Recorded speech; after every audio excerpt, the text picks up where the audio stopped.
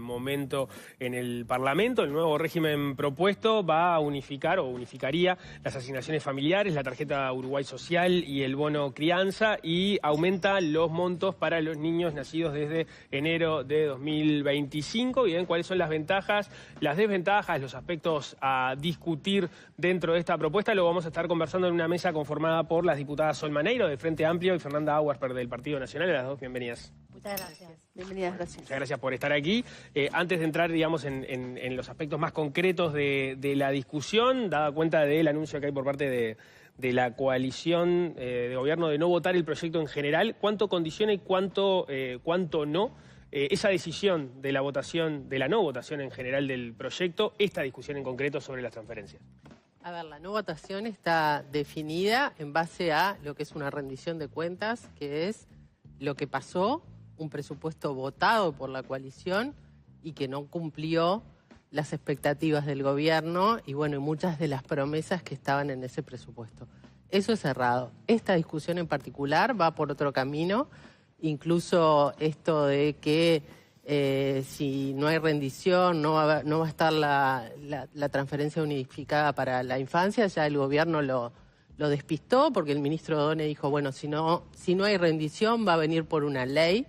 O sea que estamos ante un camino despejado, ante una unificación, una simplificación y una focalización de las transferencias que compartimos como coalición. Tenemos algunos matices. Bien, Maneiro, ¿comparte esa mirada? Bueno, en realidad está sobre la mesa la rendición de cuentas que integra este proyecto. A 2 días de entrada a la rendición de cuentas, la oposición o parte de la oposición decide no votar y no acompañar lo que viene en la rendición de cuentas, entre otras cosas, estas prioridades que marca el gobierno. O sea que no creo que sean discusiones aparte, me parece que son discusiones que se deberían de estar dando dentro de la comisión integrada, pero bueno, ante una decisión, a mi gusto, apresurada de no votar estos proyectos, estas prioridades que presenta el gobierno, complejiza un poco la discusión, ¿no? Si no se vota en general, la discusión en particular no se va a dar. Y eso es un poco lo que tenemos ahora en la mesa. De todas maneras, la bancada oficialista del Frente Amplio sigue haciendo los esfuerzos, sigue discutiendo y sigue intercambiando para que estas prioridades sean un hecho en la rendición de cuentas para poder empezar lo más rápidamente posible a aplicar estas medidas. En principio esa discusión sobre si se va a habilitar o no parecería estar saldada porque Cabildo Abierto daría los votos para que se pueda pasar a la discusión en particular. Y ahí se abre como uno de los grandes nudos de la rendición, que es el capítulo transferencias y las contraprestaciones. Allí también Cabildo Abierto por el momento parecería no estar dispuesto a votarlo tal como está redactado. Vos, Fernanda, escribiste en Twitter cuál es la postura de ustedes sobre, o la tuya personal por lo menos, sobre creo que es una propuesta bastante compartida. Entendemos que no había un problema ahí en el tema de contraprestaciones. No existía un problema, es una señal equivocada. No da lo mismo que los niños vayan a la escuela, que tengan los controles de salud. Entendemos que es justamente, esto unifica lo que eran las asignaciones familiares, plan de equidad, bono crianza, tarjeta Uruguay Social, y la asignación familiar plan de equidad justamente tenía esta contraprestación. Y si nos vamos a dirigentes del Frente Amplio, Tabaré Vázquez, al anunciar el plan de la emergencia, dijo nada sin contraprestaciones. Ana Olivera lo reafirmó, no se trata de asistencialismo, hay derechos, pero también responsabilidades que son estas. Danilo Astori también lo defendió, Mujica también. Entonces estamos volviendo a un debate ideológico que estaba laudado. Entonces, un debate que surge del diálogo social y que pone de un lado una posición más asistencialista versus la promoción social, que es lo que, por ejemplo, Astori sostenía. Ahí está. Lo que te pregunto, Sol, en este sentido es, como Cabildo Abierto aparentemente tampoco estaría dispuesto a votarlo, ¿cómo está redactado con ese porcentaje del 20% que habría que se quitaría si no se cumple? Si están dispuestos a negociar ese número, ¿no? Por lo menos hacerlo mayor, en fin, ¿cuál es la postura del Frente Amplio? Yo lo que creo es que todo se puede negociar, evidentemente, y bueno, en la coyuntura que tenemos en la Cámara de Diputados, que no tenemos la mayoría absoluta, siempre estamos negociando y conversando. Yo quiero aclararle a la gente, a la audiencia, que las contraprestaciones van a seguir estando, porque a veces hay como un relato de se retiran las contraprestaciones y las contraprestaciones van a seguir estando. Y acá lo que se pone en discusión, y eso sí se dio en el marco del diálogo social, en el cual nosotros estuvimos un año recorriendo todo el país, conversando con la gente, intercambiando, recibiendo insumos de la academia en los seminarios, la evidencia de que solamente la contraprestación no hace que los niños vuelvan a las escuelas y a los liceos, a la educación media, que es donde hay más ausentismo. Entonces, saber qué es realmente lo más eficaz. Evidentemente nosotros como Frente Amplio, como gobierno, queremos que los niños vuelvan a las escuelas. El tema es cuál es la mejor manera de que esos niños que abandonan el sistema educativo vuelvan al sistema. Y bueno, se puso un plan de revincular a los niños, niñas y adolescentes que abandonan el sistema educativo el año pasado, que fue mucho más eficaz de lo que había sido anteriormente, ¿no? Volvieron casi 2.500 niños al sistema educativo, yéndolos a buscar uno por uno a las casas y ver qué era lo que pasaba. Acá el problema que tenemos es que solamente retirándoles la asignación familiar no hizo que los niños volvieran. En 2024 volvieron solamente 300 de los que habían abandonado. Entonces, desvincular totalmente del sistema a esos niños, niñas y adolescentes no hace que vuelvan al sistema educativo. Igual acá hay un tema, ¿no? Cuando hablamos de la educación, acá estamos hablando de niños de 0 a 3, que son para los que se va a unificar las transferencias. En ese caso la educación está por fuera, lo que sí entrarían son en todo caso los controles pediátricos. Exacto, está por fuera. Igual nosotros vamos a hacer una propuesta específica para lo que es el plan CAIF en este sentido. Lo que plantea y creo que a lo que planteaba Abdala, exactamente. Lo que planteaba Sol, el corte de la asignación se da luego que el Estado interviene, no es que existe el control, se ve y se le corta automáticamente. Existen varias instancias, existe esto de ir a ver la situación de cada familia y por esas excepciones de esos 3.000 niños que quizás quedaron por fuera, justamente ahí es donde el Estado tiene que entrar más fuerte, viendo qué está pasando en cada una de esas familias y por qué esos niños no están yendo a la escuela. Entonces veámoslo por el lado de la excepción y no de la generalidad, que estamos hablando de más de 400.000 niños que reciben esta asignación. Entonces estamos hablando de esa excepción de 3.000, que es un porcentaje ínfimo, y veamos cómo manejamos esa excepción y no generalizamos algo que, vuelvo a insistir, es un sistema que funcionaba y funcionaba bien. Hay dos puntos ahí diferentes que me interesa despejarlos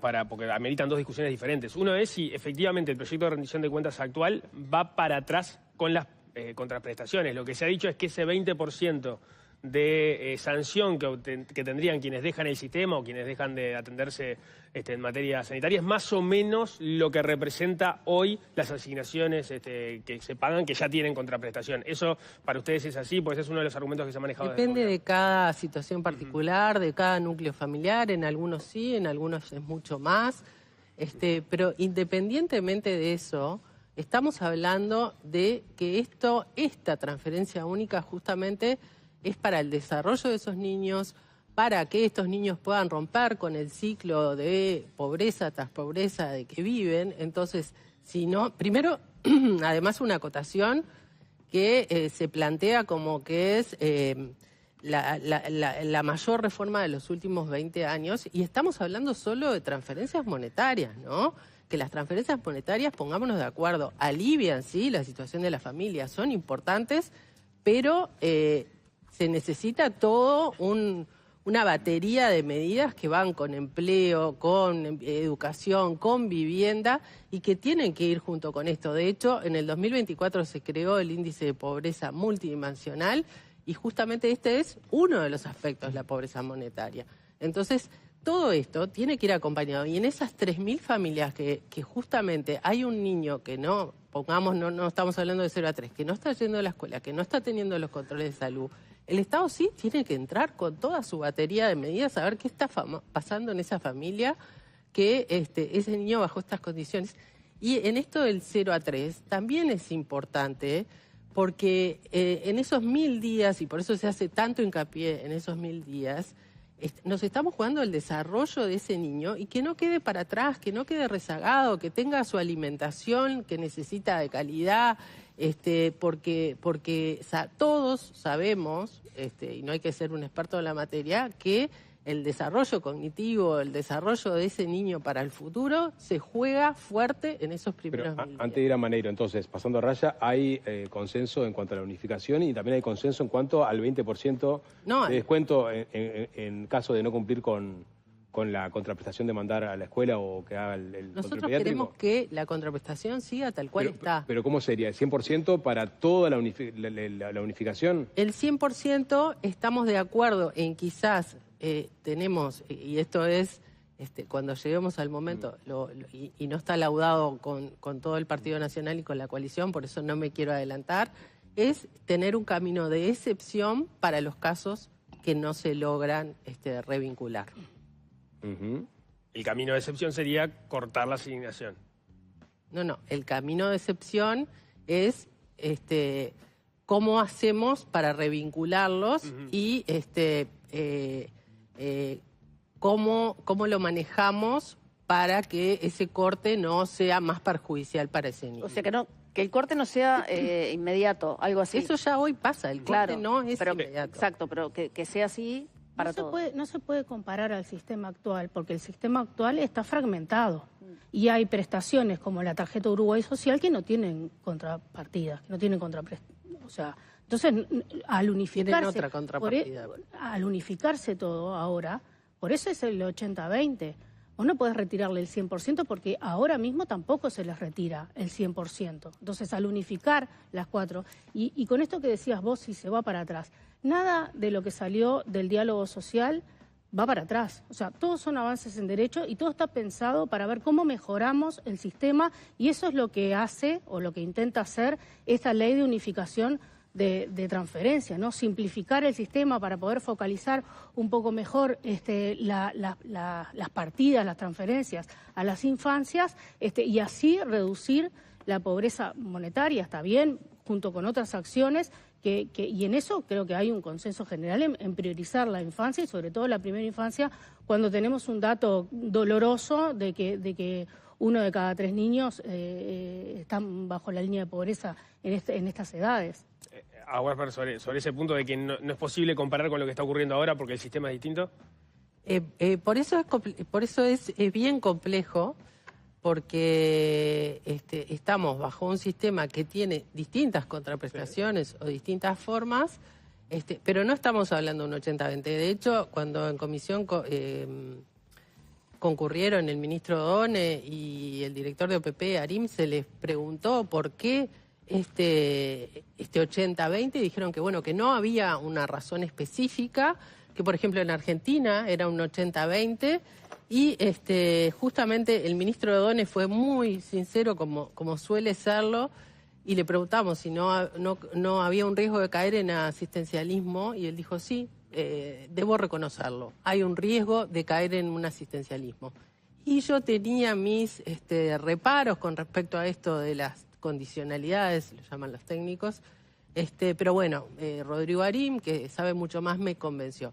Entonces, es un tema de debate, es un tema ideológico, planteó el ministro, y nosotros lo que volvemos a decir es eso, estamos frente a un debate ideológico, porque bueno, ¿quién no está de acuerdo en que ese niño, que esa familia, estamos entre la contraposición derechos versus deberes? O sea, todo el Estado está poniendo el foco, y así debe ser en esa primera infancia, y todo el Estado está ayudando a esa familia que logre salir de esa situación de pobreza, que es el hogar pobre, porque el niño es pobre, porque el hogar es pobre, pero bueno, hay deberes que cumplir, y para nosotros son deberes fundamentales, que ese niño pueda tener la educación que requiere y que pueda tener las vacunas, los controles de salud, porque detectar que un niño está desnutrido al año no es lo mismo que detectarlo cuando tiene 5, cuando tiene 8 años. Entonces consideramos que es fundamental, que esa señal tiene que estar. Porque acá entonces hay digamos, en cuanto a la dosimetría de la penalización por no cumplir la contraprestación, hay una diferencia en todo caso. ¿Estarían dispuestos a discutir esto en el seno de la rendición? Sí, o sea, nosotros en el seno de la rendición nosotros vamos a discutir y se va a negociar y se va a conversar absolutamente todo. Hay que ver que primero que se vote el proyecto en general, ¿no? Que eso es lo primero que está en la mesa al decir que esto no lo van a votar, porque no votar el proyecto en general quiere decir no votar esto, no votar el aumento de las transferencias, no todo este capítulo de las transferencias ahora mismo no lo estarían votando. A ver, estamos en una etapa de comisión y en la comisión el Frente Amplio tiene 10 votos de 18. No, pero es esto va a salir y va a pasar al plenario. Es la decisión política de no votar esto. Como ustedes no votaron los 50 millones de la infancia en la rendición del 2020 y en plena pandemia. Para discutirlo, primero tiene que... Para 50 millones para la infancia. Entonces ahora se rasgan las vestiduras y hacen berrinches porque son pataletas porque le faltan dos votos. No es un berrinche. Porque le faltan dos votos que saben que los tienen, por favor. No es un berrinche, es una realidad. Ustedes decidieron, hicieron una conferencia de prensa polémica y plantearon que esto no lo van a votar. Y eso la gente, la población lo tiene que saber. Lo tiene que saber como tienen que saber que ustedes no votaron ni el presupuesto en el 2020 ni ninguna de las rendiciones 2020, estamos 2021, en el 2026 22. y estamos en la rendición de cuentas del 2025 y se está discutiendo la unificación y el aumento de las transferencias a la primera infancia. Eso es lo que estamos, ¿por qué no votaron los 50 millones en el 2020? Lo podemos discutir en otro momento, pero estamos discutiendo este proyecto. Estamos discutiendo esto. Entonces, en el marco de decir, bueno, vamos a negociar, nosotros, por supuesto, desde el primer momento estamos dispuestos a negociar absolutamente todo, a mejorar los proyectos, así como lo hicimos en el presupuesto del año pasado, que lo discutimos, y así como nosotros recibimos todas las propuestas cuando ustedes no votaban en general tampoco durante los años pasados y no se hizo ningún escándalo del tenor que se está haciendo esto, que ya había un guión armado para salir a los 2 minutos. Es que de este proyecto que la gente sabe que es para aumentar las transferencias, que para los hogares más vulnerables van a recibir de 0 a 3 años 10.000 pesos por cada niño, se van a unificar, se está buscando, como le dicen, el pelo al huevo, ¿no? ¿Qué es lo que tiene de malo esto para levantar lo que tiene de malo y en realidad no focalizar lo positivo que es este proyecto y esta priorización? ¿Hasta dónde llegarían con la negociación? O sea, la oposición dice, no estamos dispuestos a resignar contraprestaciones. ¿El Frente Amplio hasta dónde llegaría para negociar y consensuar este articulado? Y en el marco de la negociación veremos hasta dónde podemos avanzar. A mí me parece que es negativo que ese porcentaje es lo que tiene que ser, es lo que vino en el proyecto y cambiar ese porcentaje empeoraría el proyecto realmente, porque volvemos a lo mismo, ¿no? Me parece que no hay resultados, no hay evidencia de resultado retirando totalmente las contraprestaciones del proyecto. A nivel del mundo, las transferencias que tienen una contraprestación tienen mejores resultados que las que no lo tienen. Eso está probado y está dicho incluso por quienes armaron el documento del Instituto de Economía, del Diálogo Social, Mauricio da Rosa, Paula Pereda. Los dos reconocen que hay una ventaja. Entonces, si el problema no es ese, me parece que yo incluso creo que esto es un factor de negociación que existe. Ahí lo que he escuchado decir a Mauricio da Rosa, poniendo un argumento porque no leí su trabajo para el diálogo social, pero sí lo escuché en una entrevista, es cuando se retira la contraprestación, quienes terminan en esa situación son precisamente quienes están, según el índice de carencias críticas, en los lugares más complicados, con lo cual él planteaba una doble penalización. Un 0,6% en el cual el Estado tiene que estar ahí y podemos buscar las vías de excepción para esos casos. Yo quiero saber si quitamos al 100%, ¿qué pasa? Porque incluso en ese documento del diálogo social hay unos grupos focales en que se realizan y los propios beneficiarios definen que para ellos está bien la contraprestación. O sea, hasta los propios beneficiarios de las prestaciones avalan que la contraprestación sea correcta. Entonces estamos generando un debate donde ya está laudado desde hace muchísimo tiempo. Pero la contraprestación está. Un dato, porque el anterior director de transferencias, Antonio Mansi, hizo una columna bastante, digamos, pormenorizada sobre los puntos que él entiende son debatibles y no pone el tema de las contraprestaciones ni la unificación. En todo caso pone otras cosas que quedan sueltas dentro del articulado que sí tendrían que afinarse.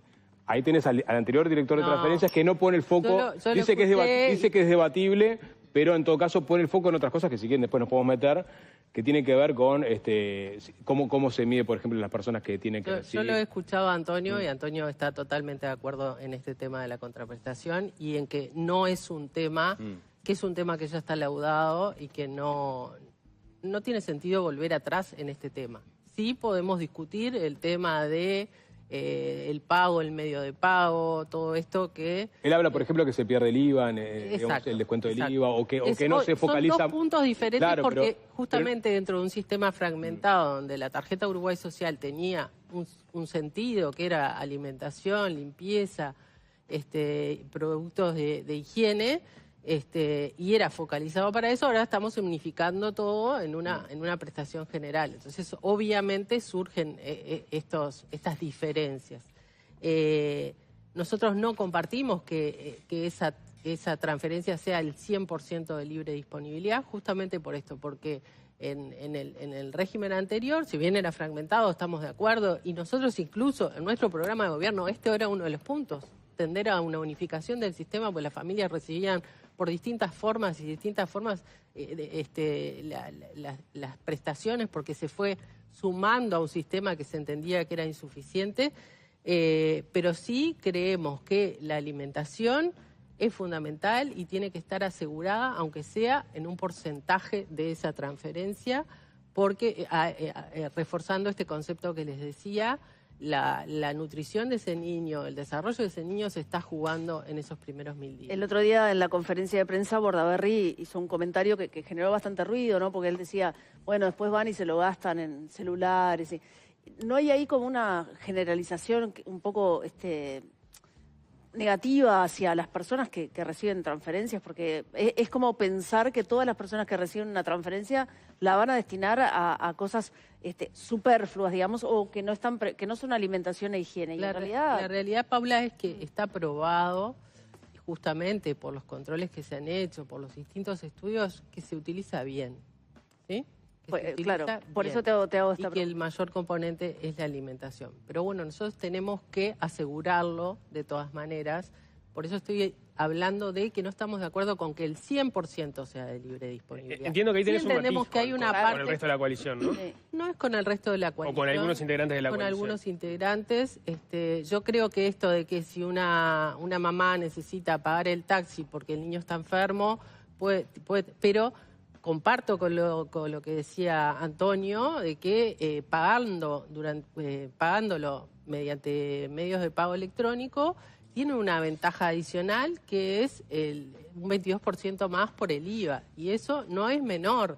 Entonces, en este punto estamos dispuestos a negociar. Yo creo que se salda en un decreto reglamentario que diga que las personas que tienen transferencias pueden ser exoneradas del IVA, o sea que eso no es algo que digas es negativo, se les está aumentando, ni mucho menos. Y después nada, es la discusión histórica que tenemos del tema de tener una especie de carné de pobre para ir a comprar al almacén, o que las personas puedan comprar a través de medios electrónicos como cualquier otro, ¿no? De no estigmatizar a la persona por llevar, y bueno, esa fue la evidencia que se vio en el diálogo social, en las conversaciones y eso, de no tener específicamente. Y después lo que pasa en la realidad, ¿no? Con el tema de las compras específicamente de alimentación o productos de limpieza, si efectivamente es así con la tarjeta Uruguay Social o no, ¿no? Porque una cosa es lo que puede ser reglamentario y otra cosa es lo que pasa en la realidad en esas compras o no. Entonces me parece que esa discusión no tiene mucho sentido decir, también se puede estigmatizar y decir que van a comprar vino con la tarjeta de Uruguay Social. Me parece que es desmerecer totalmente a las familias más vulnerables cuando reciben una prestación. Bueno, ahí están de acuerdo, ¿no? En ese sentido, la realidad es que también se viven. Estando desde el otro lugar en el MIDES, nos llegaban denuncias de este tipo. Sí. personas que iban al comercio, que dejaban la tarjeta. A ver, esa realidad no la podemos ocultar, decir porque son vulnerables, no, eso existe y es real. Pero tampoco generalizarla, porque tampoco generalizarla cuando existen estudios que dicen que se utiliza... Perdón, pero se dijo muy rápido y quizás no todos entienden qué estamos hablando. Que algunas personas dejan la tarjeta y el comerciante de ese comercio que las acepta les da un poco menos y entonces tienen disponibilidad de efectivo que lo usarán en lo que o el comercio le pone harina y le está vendiendo vino. Esas cosas existen y son denunciadas. O les cobran más caro, o le cobran más caro por venir con la tarjeta Uruguay Social la alimentación, cuando en realidad si fueses a cualquier otro almacén o supermercado. Igual eso se lauda fácilmente porque justamente también del diálogo social surge de estos grupos focales que lo que los beneficiarios sienten es una especie de estigma por tener esa tarjeta que dice Uruguay Social. Entonces, pagándolo mediante medios de pago electrónicos, del Banco República, de otros medios, se puede garantizar estos seguimientos, los controles y a su vez ese IVA que no tiene por qué decir tarjeta Uruguay Social, eso se lauda fácilmente.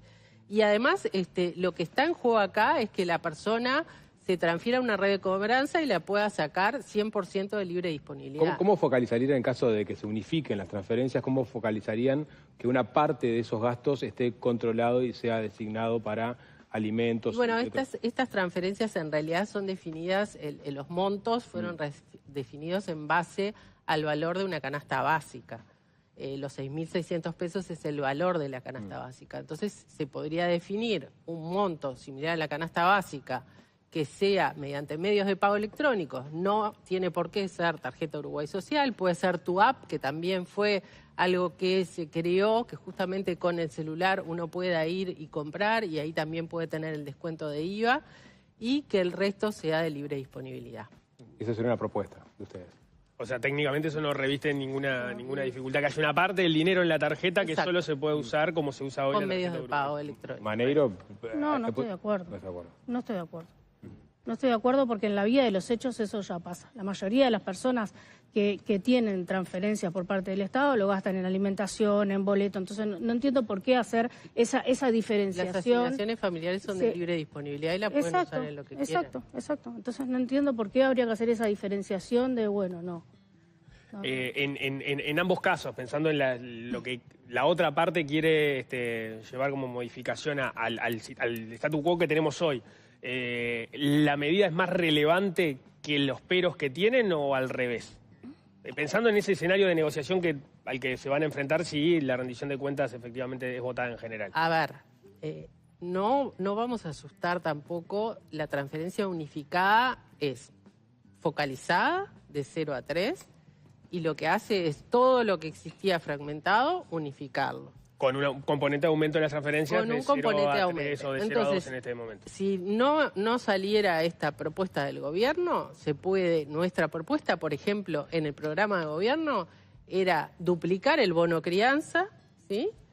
E incluso aumentarlo, porque era de la franja de 0 a 3, aumentarlo de 0 a 6, que en realidad es donde está el problema más grande de pobreza infantil.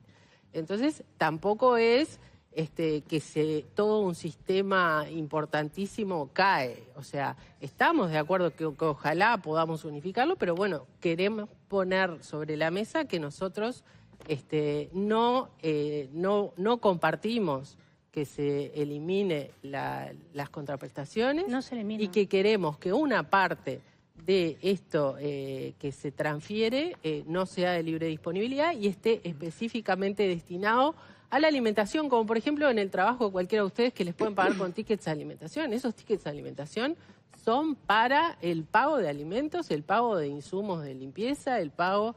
Entonces, estamos haciendo un mundo donde no hay. No se eliminan las contraprestaciones. Yo quiero aclararle a la audiencia, porque repiten una y otra vez que se están eliminando las contraprestaciones y no se están eliminando. Eso no lo dice el proyecto de ley. Me parece que vale la pena aclararlo, ¿no? No se eliminan las contraprestaciones. ¿Lleva ese punto, Auersperg? Digamos, que hay una discusión ideológica sobre si debe o no debe haber contraprestaciones, pero como hay un cambio de régimen, no está claro si se están ampliando las contraprestaciones, si se están quitando las contraprestaciones. No se eliminen, pero yo... quieren ir a más. Queremos ir a más y queremos que se controlen y que, o sea, que a ese derecho esté la obligación de esa familia de cumplir con lo que todos queremos, porque al final de cuentas esta transferencia es para ese niño, para ese bebé, y tiene que llegar de la mejor forma posible. Hay un punto que antes de cerrar que me parece interesante, que es ahora entran las embarazadas y los nacidos de 2025. El ¿no? bono crianza ya estaba. Pero en este concepto de unificación. O sea, recibirían el aumento de la prestación a partir del refuerzo. Del embarazo. Y después el resto, la idea es ir progresando en la unificación, pero no queda claro, ¿no? Ahí no habría que llegar a algún tipo de consenso para calendarizar estas incorporaciones. Mauricio da Rosa hablaba que esto tiene un despliegue lento. Y también ahí quiero aclarar, porque también se salió a decir esto va a disminuir el 25% de la pobreza infantil. Va a disminuir o pretende disminuir el 25% de la pobreza infantil de 0 a 3 años, porque se van a ir sumando las cortes los que nacen a partir de los años siguientes. O sea que este despliegue va a llegar 15 años en ponerse totalmente unificado. O sea, a ver, corríjanme porque esto ha sido bastante entreverado en la forma que se ha manejado. Si no entiendo mal, disminuiría, suponiendo que nada cambia, ¿no? Porque hay otros variables que afectan, el 25% de los 0 a 3 años cuando se termine de completar en este periodo de gobierno y el 25% de la pobreza infantil general cuando se termine de desplegar el sistema, es decir, dentro de 15 años. Cuando entren todos los niños. La realidad es que va a disminuir la pobreza en los hogares en los cuales hay niños de 0 a 3 años. Y ese es el objetivo principal, más allá de los porcentajes que estamos manejando. Hay evidencia y en esto, ¿no? En el marco del diálogo también, del diálogo social también se discutió bastante que aumentar las transferencias va a disminuir la pobreza. Ojalá pudiéramos... Pero es importante aclararlo porque justo desde el mensaje del presidente de la República, cuando comunicó todo esto de la rendición, comunicó... Estas medidas van a disminuir en un 25% de la pobreza infantil. Yo quería decir que la ley, los artículos no comprometen ni financiamiento ni cronograma, o sea, dejan en condicional. A eso apuntaba yo.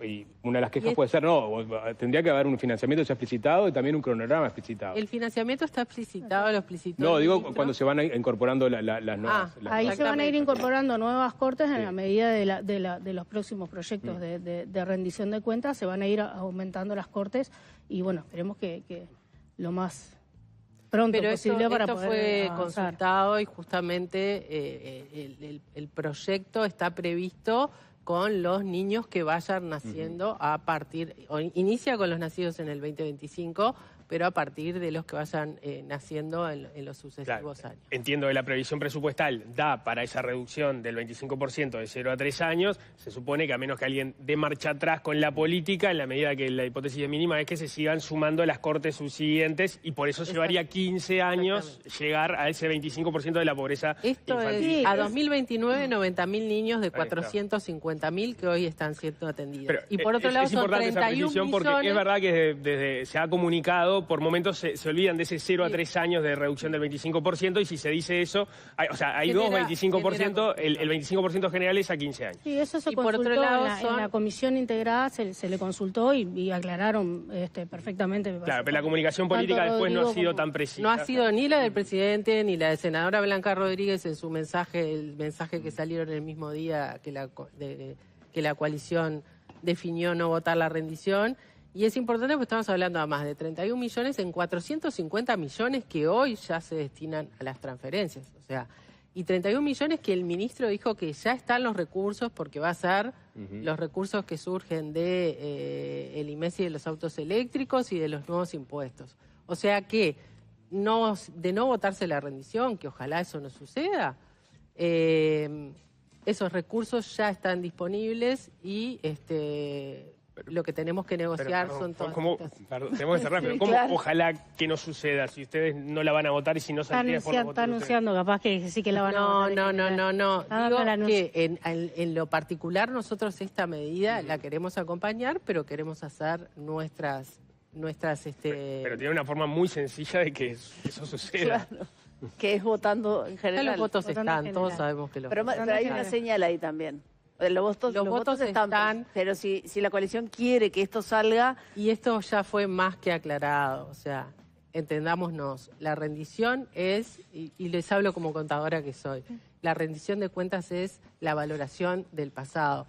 Y volvamos al punto, nosotros votamos el presupuesto, votamos un presupuesto porque dijimos vamos a darle al gobierno las herramientas y tienen un presupuesto votado para 5 años. No es que se le vota el presupuesto por un año y que al otro año hay que votar un nuevo presupuesto. Lo que se hace al año siguiente es, bueno, ¿cómo cumpliste con ese presupuesto? Si no cumpliste, no se cumplieron con las expectativas. Si por algún motivo alguno de los integrantes de Cabildo Abierto a último momento dijera... No voto porque esto no me gustó. ¿Vos estarías dispuesta a votarla? No, hay que hablarlo. Hay que hablarlo a nivel de toda la coalición. Entiendo que querés que salga por lo pronto esta parte. O sea, esta parte va a salir vía rendición o vía proyecto de ley enviado por el Ejecutivo. Fernanda, no es un problema. Porque es una prioridad. Es una prioridad del gobierno. Muchas gracias por estos minutos. Gracias. Hacemos un corte, ya venimos. Hay más desayunos informales por delante.